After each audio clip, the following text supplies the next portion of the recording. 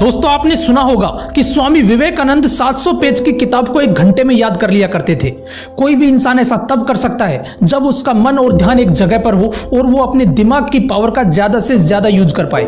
दोस्तों आपको इंटरनेट पर दिमाग तेज करने के ऐसे बहुत सारे तरीके और नुस्खे मिल जाएंगे जिनमें बताया जाता है कि ये खा लो आपका दिमाग तेज हो जाएगा, वो कर लो आपका दिमाग तेज हो जाएगा। इस वीडियो में मैं आपको ऐसा कोई तरीका नहीं बताने वाला हूं, लेकिन इस वीडियो को देखने के बाद आप ये जान जाओगे कि आपको अपने दिमाग को कैसे यूज में लेना है जिससे आपका ध्यान एक जगह पर रहे, पढ़ाई में मन लगे और आप पढ़ा हुआ अच्छे से याद रख पाओ। दोस्तों 99% स्टूडेंट्स की पहली प्रॉब्लम ये होती है कि जब भी वो पढ़ने बैठते हैं उसके कुछ ही देर बाद उनका ध्यान किताबों से हटकर कहीं और ही चला जाता है। इसके 2 रीजन हैं। पहला, जहां पर बैठकर आप पढ़ाई करते हैं आपके आसपास जरूर कोई ऐसी चीज होती है जो आपका ध्यान अपनी तरफ खींचती है और फिर किसी तीसरी जगह से लिंक कर देती है, फिर तीसरी से चौथी और चौथी से पांचवी, और कुछ ही सेकंडों में ये एक बहुत बड़ी चैन बन जाती है और आप ख्यालों में खो जाते हो। आपका दिमाग किताबों से हटकर कहीं और ही घूमने लगता है। इन चीजों में हो सकता है आपका मोबाइल हो सकता है आपके पास रखा न्यूज़पेपर हो सकता है आपके पास कोई ऐसी चीज रखी हो जो आपको किसी ने गिफ्ट की हो। दोस्तों जब आपकी नजर ऐसी चीजों पर पड़ती है तो आपका दिमाग 99% केसेज में उन्हीं से जुड़ी चीजों के बारे में सोचने लगता है। फॉर एग्जाम्पल, आपके सामने कोई न्यूज़पेपर रखा है, हो सकता है उस न्यूज़पेपर में कुछ ऐसी न्यूज छपी हो जिसे देखकर आपको अपनी लाइफ से जुड़ी कोई घटना याद आ जाए और आप उसके बारे में सोचने लग जाओ। इसलिए दोस्तों सबसे पहला काम आपको यह करना है कि जहां पर बैठकर आप पढ़ाई करते हो आपके आसपास आपकी किताबों के अलावा कोई भी दूसरी चीज नहीं होनी चाहिए। यहां तक कि जिस सब्जेक्ट को आप स्टडी कर रहे हो उसके अलावा कोई दूसरा सब्जेक्ट भी आपकी स्टडी टेबल पर नहीं होना चाहिए। अब आता है दूसरा रीजन, आप अपने दिमाग में उस वजह को नहीं रख पाते जिसकी वजह से आप पढ़ाई कर रहे हो। एक एग्जाम्पल से समझाता हूं। दोस्तों कोई भी इंसान खाना खाता है जिंदा रहने के लिए, मतलब कि खाना खाने के पीछे भी एक वजह है कि अगर हम खाना नहीं खाएंगे तो मर जाएंगे। ठीक इसी तरह अगर आप पढ़ाई करते हो तो उसके पीछे कोई ना कोई वजह जरूर होगी। हो सकता है वो वजह कोई बड़ा ऑफिसर बनना हो, या हो सकता है अपने माँ बाप का सपना पूरा करना हो, या कुछ और।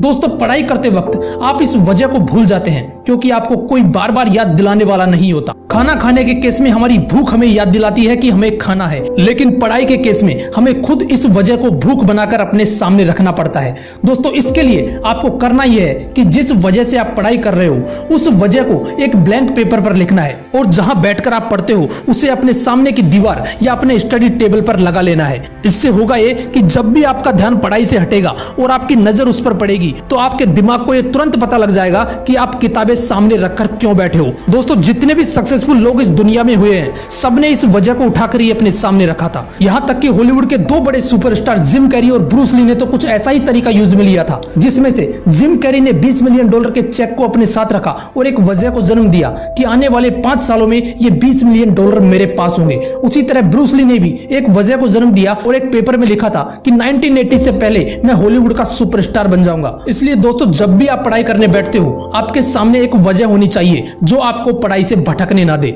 दोस्तों ये तो हो गई फोकस वाली बात कि पढ़ाई पर फोकस कैसे करना है। अब बात करते हैं कि आपको पढ़ाई किस तरीके से करनी है जिससे आपका पढ़ाई में मन लगे और कोई भी सब्जेक्ट आपको बोरिंग ना लगे। दोस्तों जब भी आप पढ़ने बैठते हो तो आपके साथ 2 चीजें होती हैं। पहला, या तो कोई सब्जेक्ट ऐसा होता है जिसको पढ़ने का मन ही नहीं करता, मतलब वो बोरिंग लगता है, और दूसरा ये कि सामने अपना फेवरेट सब्जेक्ट होने के बाद भी कुछ देर पढ़ते ही आलस आने लगते हैं। दोस्तों कोई भी चीज हमें बोरिंग तब लगती है जब हमें उस चीज के बारे में ठीक से नॉलेज नहीं होती या फिर उस चीज में सीखने लायक कोई बात ही नहीं होती। फॉर एग्जाम्पल, मान के चलो कि आपको शतरंज का गेम खेलना आता है। अब अगर आपको शतरंज का गेम सिर्फ दिखाया जाए तो भी आप उस गेम को देखकर बोर नहीं होंगे क्योंकि आपको उस गेम के बारे में नॉलेज है, आप उसे देखने में भी इंटरेस्ट लोगे। लेकिन अगर आपको गेम के बारे में नॉलेज नहीं होती तो शतरंज का गेम आपको बोरिंग लगता, या आप कह सकते हैं कि वो गेम आपके लिए बेकार है। ठीक ऐसा ही आपके साथ पढ़ाई करते वक्त होता है। जिस सब्जेक्ट के बारे में आपको ज्यादा नॉलेज होती है, जो सब्जेक्ट आपको जल्दी याद हो जाता है, वो सब्जेक्ट आपको बोरिंग नहीं लगता। लेकिन अगर कोई सब्जेक्ट आपको जल्दी से समझ में नहीं आता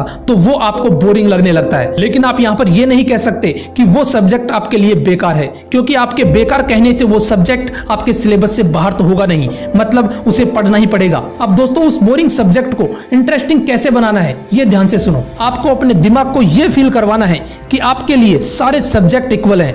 आप उस बोरिंग सब्जेक्ट को भी उतनी ही आसानी से सोल्व कर सकते हो जितनी आसानी से आप अपने इंटरेस्टिंग सब्जेक्ट को सोल्व करते हो। इसके लिए दोस्तों जब भी आप पढ़ाई करने बैठो आपको सबसे पहले अपना इंटरेस्टिंग सब्जेक्ट उठाना है और उसमें भी सबसे पहले आपको कोई भी एक इजी चैप्टर सोल्व करना है और सबसे लास्ट में बोरिंग सब्जेक्ट उठाना है। फॉर एग्जांपल मैथ आपका बोरिंग सब्जेक्ट है, अब इसमें भी आपको सबसे पहले इजी क्वेश्चंस सोल्व करने हैं और एक टारगेट फिक्स करना है कि आज मैथ के 10 क्वेश्चंस मुझे किसी भी हालत में सोल्व करने हैं, चाहे गूगल करना पड़े या फिर यूट्यूब पर वीडियो देखने पड़े, किसी भी तरह आपको उन क्वेश्चंस को सोल्व करना है। दोस्तों यकीन मानो जब आप बोरिंग सब्जेक्ट के वो 10 क्वेश्चंस सोल्व कर लोगे उसी वक्त से वो बोरिंग सब्जेक्ट आपके लिए इंटरेस्टिंग होना शुरू हो जाएगा। लेकिन इस बीच आपको एक बात का हमेशा ध्यान रखना है, हर 2 घंटे बाद आपको बीच बीच में 15 से 20 मिनट का ब्रेक लेना है। इस बीच आप थोड़ा रिलैक्स कर सकते हो या कोई मोटिवेशनल वीडियो देख सकते हो। दोस्तों इतना करने के बाद जब आप नाइट में सोने जाओ तो उससे आधा घंटा पहले बिल्कुल रिलैक्स होकर बैठना है, आंखें बंद करनी है और पूरे दिन में आपने जो कुछ भी पढ़ा है उन सारे टॉपिक्स को मन ही मन रिवाइज करना है। और अगर आपको लगे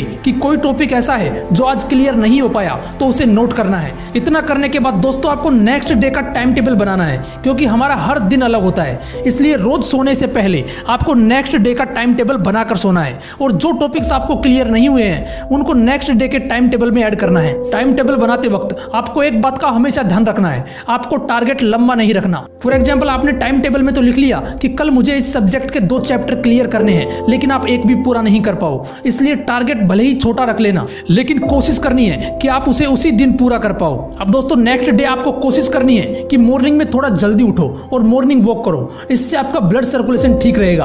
दोस्तों ये साइंटिफिक प्रूव हो चुका है कि जब कोई थोड़ा वॉक करने के बाद पढ़ने बैठता है तो वो पहले की तुलना में चीजों को ज्यादा याद रख पाता है। और ऐसा इसलिए होता है क्योंकि जब भी हम थोड़ी कसरत करते हैं तो हमारा ब्लड सर्कुलेशन हमारे दिमाग तक सही से हो पाता है, जिससे हमारा माइंड स्ट्रांग होता है और पढ़ा हुआ अच्छे से याद रहता है। दूसरी बात, मॉर्निंग वॉक करने के बाद आपको कम से कम 15 मिनट बैठकर आंखें बंद करके ध्यान लगाना है। मैं यहाँ पर भगवान का ध्यान लगाने की बात नहीं कर रहा, आपको ध्यान लगाना है उसका जो आपने कल पढ़ा था। आपको यह देखना है कि पढ़े हुए में से आपके दिमाग में कितना स्टोर हुआ है। इतना करने के बाद आपको अपने बनाए हुए टाइम टेबल पर काम करना है। दोस्तों अगर आप ये सब कुछ फॉलो करते हो तो आने वाले 10 दिनों में आप अपने माइंड को इतना इंप्रूव कर चुके होंगे कि आप पहले से 10 गुना ज्यादा याद रख पाओगे। अगर वीडियो अच्छा लगा तो इसे लाइक करना और अपने व्हाट्सएप में सभी स्टूडेंट्स के साथ शेयर करना, ताकि लॉकडाउन में जंग लगे कुछ दिमाग खुल सके। और अगर अभी तक आपने मोटिवेशनल विंग्स को सब्सक्राइब नहीं किया है तो इसे जरूर सब्सक्राइब कर लेना, ताकि आपको ऐसे ही मोटिवेशनल वीडियोस मिलते रहें। मिलते हैं नेक्स्ट वीडियो में एक नए मोटिवेशन के साथ। जय हिंद, जय भारत।